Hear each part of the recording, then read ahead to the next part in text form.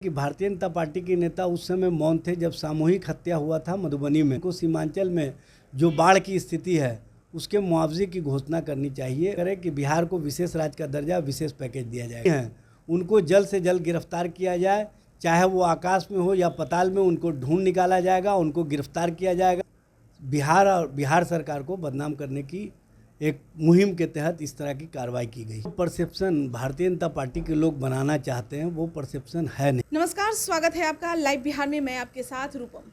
बेगूसराय में जो घटना घटी है वो काफ़ी निंदनीय है, हैरान कर देने वाली है कि आखिर एक शख्स बाइक से आता है और कैसे गोलियां तरातर चलाते जा रहा है और 11 लोग उसमें घायल हो गए हैं, जिसमें एक की मौत भी हो गई है।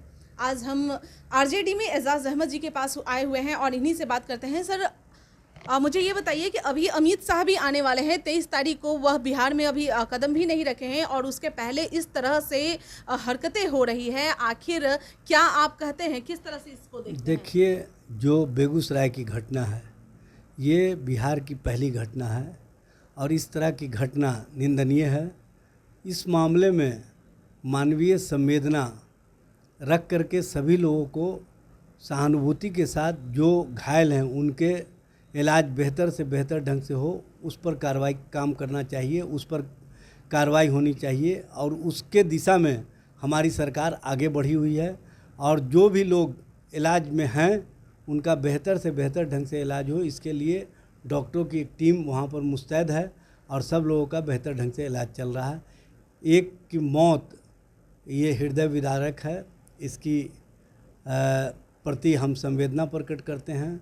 लेकिन साथ ही साथ मैं कहना चाहता हूं कि इस मामले में जिस तरह की घटनाएं हुई हैं, इस पर जो भी निग्लिजेंसी सामने आया है उस पर एक्शन हुआ है और 7 अधिकारियों को वहां पर निलंबित किया गया है।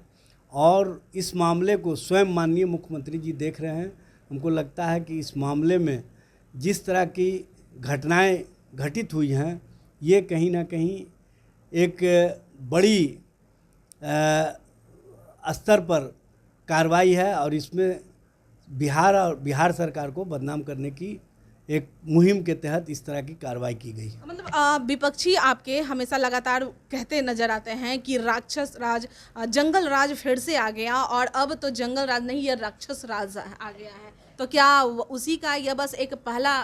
देखिए, जो परसेप्शन भारतीय जनता पार्टी के लोग बनाना चाहते हैं वो परसेप्शन है नहीं। बिहार में सभी लोग अमन और सुकून के साथ रह रहे हैं। बिहार में जनता का राज है, यह स्पष्ट रूप से दिख रहा है।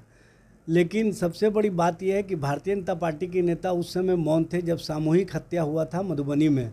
5 लोगों की रावण सेना के द्वारा हत्या कर दी गई थी और उसमें भाजपा के पूर्व मंत्री विनोद नारायण झा जी का नाम आया था। लेकिन एक भी भारतीय जनता पार्टी के नेता ने उस समय अपना मुंह नहीं खोला था, मौन धारण कर लिए थे।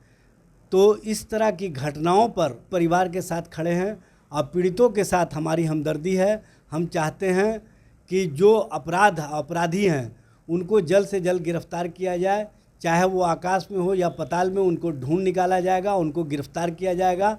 और गिरफ्तारी के बाद जो मामले सामने आएंगे उस पर स्पष्ट रूप से बातें रखी जाएंगी। सवाल है कि इसमें ना कोई दुश्मनी किसी की दिख रही है कि हाँ कोई दुश्मनी हो तो उसे जाके मारा गया, बस एकाएक आया और 11 लोगों को इस तरह से गोली मारा गया। ये तो सरासर एकदम, यही तो आश्चर्य की बात है। और इसी मामले को बिहार की जनता भी देख रही है, समझ रही है। बिहार की जनता को समझ में आ गया है कि आखिर क्या हो रहा है।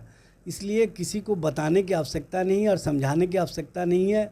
सिर्फ अपराधी पकड़े जाएं, सारे मामले सामने आ जाएंगे। अमित शाह आने वाले हैं 23 तारीख को और उसके पहले इस तरह की हरकत। देखिए, अमित शाह जी जो सीमांचल के इलाकों में आ रहे हैं, सबसे पहले तो उनको सीमांचल में जो बाढ़ की स्थिति है उसके मुआवजे की घोषणा करनी चाहिए। उन पीड़ित परिवार को मुआवजा केंद्र सरकार के द्वारा दिया जाना चाहिए और अस्थाई समाधान की दिशा में, बाढ़ से अस्थाई समाधान की दिशा में केंद्र सरकार को जो पहल की जा रही है उसकी बातें स्पष्ट रूप से सामने रखनी चाहिए।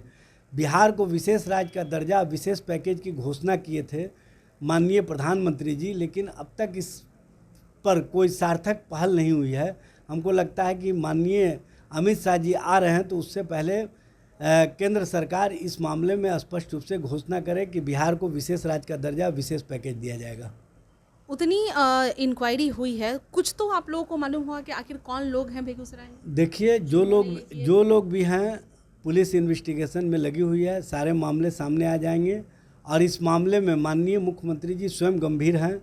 आप समझ लीजिए कि इस मामले की गंभीरता से ही स्पष्ट होता है कि इस मामले में कहीं ना कहीं जो लोग शामिल रहे हैं उनकी गिरफ्तारी होना आवश्यक है। गिरफ्तारी के बाद सारे मामले सामने आ जाएंगे। चलिए, बहुत बहुत धन्यवाद। तो आपने सुना कि बेगूसराय में जो हत्या जो हुई है, जिस तरह के हुई है वारदात जो हुए हैं, उसमें मुख्यमंत्री ही संज्ञान लिए हुए हैं और इनका कहना है कि यह बस हम लोगों को पार्टी को बदनाम करने की साजिश रची जा रही है। जिस तरह से बीजेपी लगातार कहते नजर आ रही थी कि अब जंगल राज फिर से वापस आ गया है और उसके बाद इस तरह की हरकत, ना कोई दुश्मनी ना कुछ भी, और बस एकाएक गोलियां चला देना, ये काफ़ी सोचने वाली बात है, हैरान कर देने वाली बात है। और जैसा कि इन्होंने कहा कि हम लोगों को बदनाम किया जा रहा है, अब तो जांच के बाद ही पता चलेगा कि आखिर कौन लोग इसमें शामिल हैं। चलिए, देखते रहिए live Bihar. Live Bihar YouTube पर सब्सक्राइब और फेसबुक पर लाइक